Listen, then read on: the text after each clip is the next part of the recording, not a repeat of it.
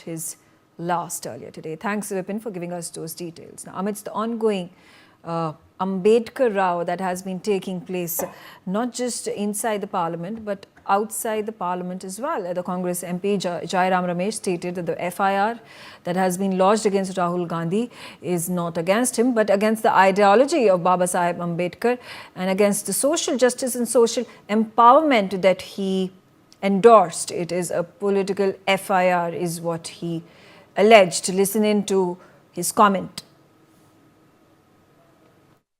देखिए, हम चाहते थे कि पहली बात तो ये है कि सत्र जब शुरू हुआ तब हम चाहते थे कि मोडानी पर जो नए खुलासे आए हैं अमेरिका में उस पर बहस नहीं हो पाया। तब राहुल जी ने स्पीकर साहब से मांग की और खड़गे जी ने चेयरमैन साहब से मांग की कि हम 75वां जयंती मना रहे हैं, संविधान जो अडॉप्ट किया गया था संविधान सभा में उस पर 2 दिन का विशेष बहस हो, वो माना गया। मोडानी को पर बहस नहीं माना गया पर ये 2 दिन का बहस माना गया।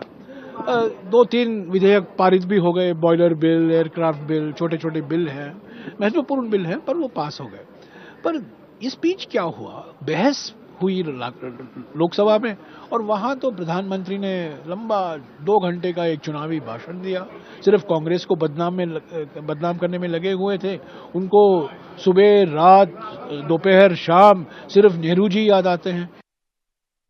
Kanika Katiyar on the telecast with me. Kanika, give us details. Now the Congress leaders have come out in large numbers and holding placards and protests against the BJP and the FIR that has been filed against Rahul Gandhi.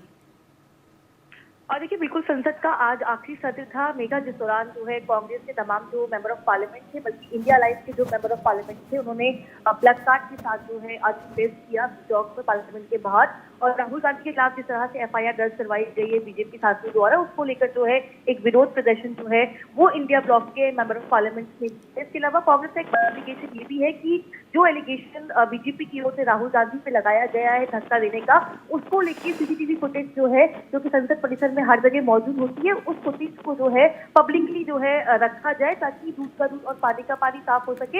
हालांकि कांग्रेस लगातार जो है कल से demand कर रही है, राहुल गांधी ने खुद जो है कांग्रेस के बाद डिमांड रखी थी कि सीसीटीवी फुटेज जो है वो पब्लिकली होना चाहिए ताकि कुछ हुआ है वो सब कुछ सामने आ सके।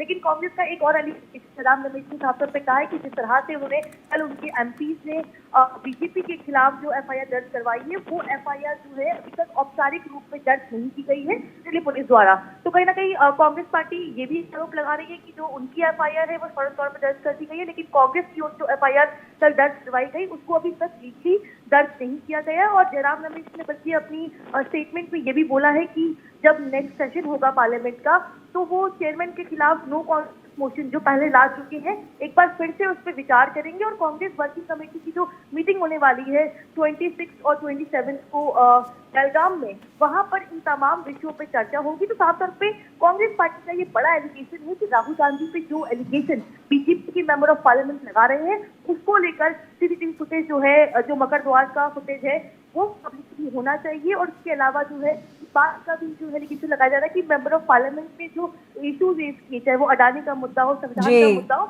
उन तमाम मुद्दों पर चर्चा जो है। जी बिल्कुल, thank you Kanika for giving us those details. On that note, I slip into a short break. Thanks for watching News X.